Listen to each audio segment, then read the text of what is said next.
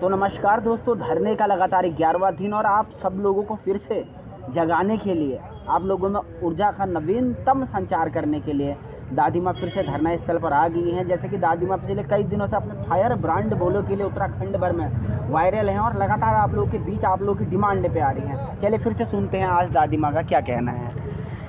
सब बड़े लोगों को मेरा प्रणाम, छोटे बच्चों को मेरा आशीष।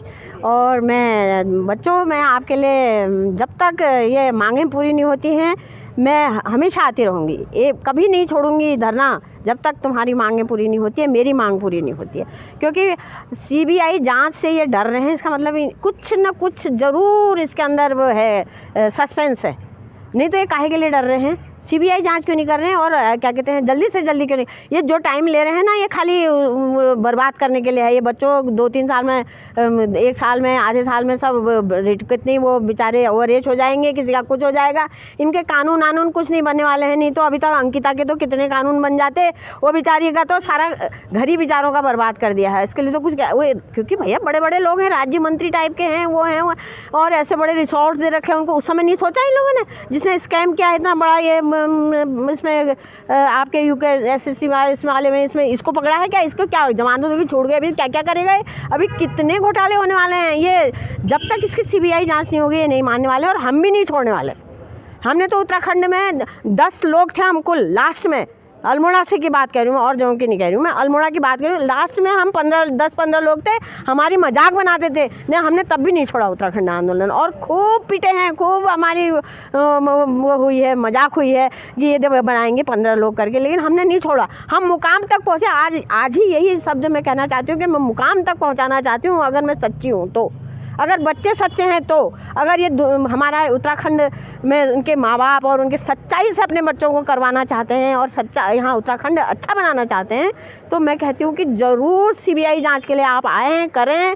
और ऐसा नहीं कि इसको छोड़ दें, छोड़ो मत। अभी ये बच्चे अभी मार भी नहीं भूले हैं, अपना जेल भी नहीं भूले हैं, तो आप लोग भी मत भूलिए। और फेयर सिलेक्शन होने वाला नहीं है, इसलिए आप बिल्कुल बेफिक्र मत होइए।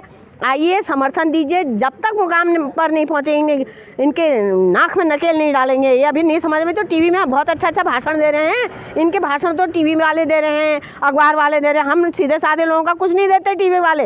ये तो सोचते हैं पैसा वहाँ से मिल रहा है, इनको क्यों पूछें हम। हमने तो उत्तराखंड बना दिया, ख़त्म हो गया बस। अब जो बर्बाद होए कुछ होए, यह है कि टीवी वाले इन्हीं मुख्यमंत्री जी या इनके जो भी मंत्री हैं, इन्हीं की बात बताना चाहेंगे, सुनाना चाहेंगे, क्योंकि इनके तो करोड़ों रुपया जेब में है। इनको काहे का डर है? ये तो बहुत ही खुश हैं, खुशहाल। इनके बच्चे, इनके 7 पुस्त 7 पीढ़ी सब खुशहाल, इनको कोई डर नहीं। हमें तो दुख है, उत्तराखंड राज्य आंदोलन को मिल क्या रहा, क्या दे रहे हैं? वो भी कभी 8 महीने 9 महीने हो जाते, कभी कुछ देते भी नहीं हैं। क्यों? हम तो चाहते भी नहीं थे दें करके, लेकिन अब दे दिया तो फिर अब क्या किया जाए। लेकिन ये है कि हमारे तो ये दे रहे हैं आयोग के लोगों को, जो कल पैदा हुए बच्चे थे, कल जिन्होंने कभी राजनीति देखी भी नहीं, उनके लोगों को, जिन्होंने कभी कोई अनुभव ही नहीं है, उनको दे रहे हैं 1,01,20,000 रुपया तनख्वाह। अब आप समझ सकते हैं कैसा उत्तराखंड बन रहा होगा। इनकी बातों को टीवी में दिखा रहे हैं। ये बहुत ये है कि हमने बहुत अच्छा देश बना दिया, बिल्कुल स्वच्छ प्रदेश बना दिया करके वो दिखा रहे हैं। और हम जो बिल्कुल पीड़ित हैं, जो लोग पीड़ित हैं, उनकी बात नहीं दिखा रहे हैं। कितना ना टीवी वाले दिखाते हैं, ना चैनल वाले दिखाते हैं, ना अखबार वाले ये बातें करते हैं। क्योंकि सच्चाई तो कोई जानना ही नहीं चाहता। सबको अपने पैसों की चिंता है, किसी को ज्ञापनों की चिंता है, किसी को किसी चीज़ की चिंता है, पैसा कमाना है। नहीं तो असलियत दिखाते तो आज राज्य कैसा का कैसा बना होता। तो इन्हीं शब्दों के संग फिर मैं कल बात करूँगी। दादी अम्मा की आवाज़ को आगे बढ़ाने के लिए आज हमारे साथ फिर से हमारे सामाजिक कार्यकर्ता साहब आए हैं। थोड़ा सा ये भी दादी माँ के प्रक्रम को आगे बढ़ाएंगे। नमस्कार राष्ट्र नीति के सभी दर्शकों को नमस्कार। मेरा नाम विनय केरोला है। एक गंभीर और लंबी लड़ाई है, और मैं अपने युवा साथियों को भी ये संदेश देना चाहता हूँ कि इस लंबी लड़ाई के लिए कमर कस लें। जिसके पास जितना समय है, आपके जो महत्वपूर्ण समय है, उस समय में से कुछ समय निकाल के इस आंदोलन को समर्थन दीजिए। क्योंकि ये हमारी अस्मिता का सवाल है, हमारे अस्तित्व का सवाल है। हमारे पास देखिए 22 साल में उत्तराखंड बने हुए 22 साल हो गए।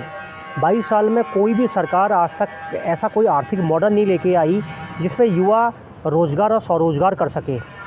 ले दे के हमारे पास सरकारी नौकरियां हैं, जिन नौकरियों को में इतना ज़्यादा कंपटीशन है कि एक पोस्ट पे हज़ारों लड़के फॉर्म भरते हैं।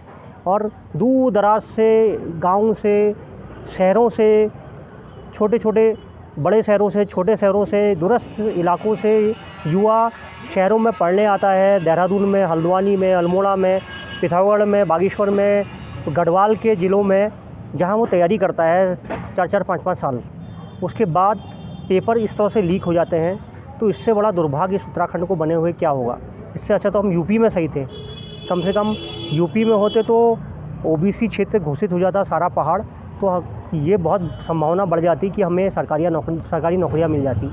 आज हमारे पास 22 साल के से सरकारों का फेलियर, असफलता ये है कि नौकरियों के, सरकारी गिनी चुनी सरकारी नौकरियों के अलावा हमारे पास रोज़गार के दूसरे कोई साधन नहीं है। एक मॉडल मेरे समझ में आया जो इस सरकार ने दिया है, वो मॉडल है हाकम सिंह मॉडल। अर्थव्यवस्था का एक बढ़िया मॉडल हाकम सिंह मॉडल, जिसमें हाकम सिंह जैसे जो बीच के दलाल हैं, ये लोग करोड़ों रुपए कमाते हैं, पेपर लीक करते हैं, कुछ साल, कुछ महीने जेल में जाएंगे, उसके बाद बेल पे वापस आ जाएंगे और करोड़ों रुपए कमा के बैठ जाएंगे और पीढ़ियों दर पीढ़ी ऐश करेंगे, मज़े करेंगे, आनंद लेंगे, भोगेंगे उसको।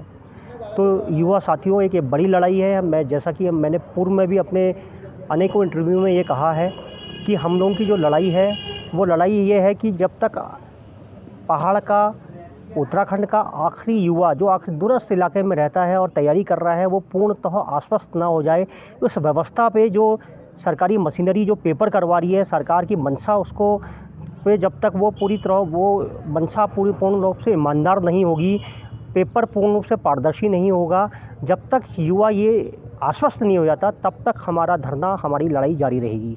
और इसमें अनेकों मांग, जैसे कि हमारे विनोद तिवारी जी ने और हम लोग सबने मिलकर मांग की है, 5 सूत्री जो हमारी मांग है, जिसमें सीबीआई जांच, पेपर की पारदर्शिता और अन्य मुद्दे हैं, वो जब तक पूरी नहीं हो जाती तो ये लड़ाई अनवरत जारी रहेगी। धन्यवाद। चलिए, बहुत बहुत शुक्रिया लगातार यहाँ पे धरना स्थल पे आने के लिए दादी माँ का। दूसरी दादी माँ भी बगल में हैं और एक हमारे ये भाई साहब भी बगल में हैं, लगातार आते हैं और समर्थन देते हैं। आप लोगों से भी समर्थन की अपेक्षा, शेयर करने का कष्ट करें। शुक्रिया।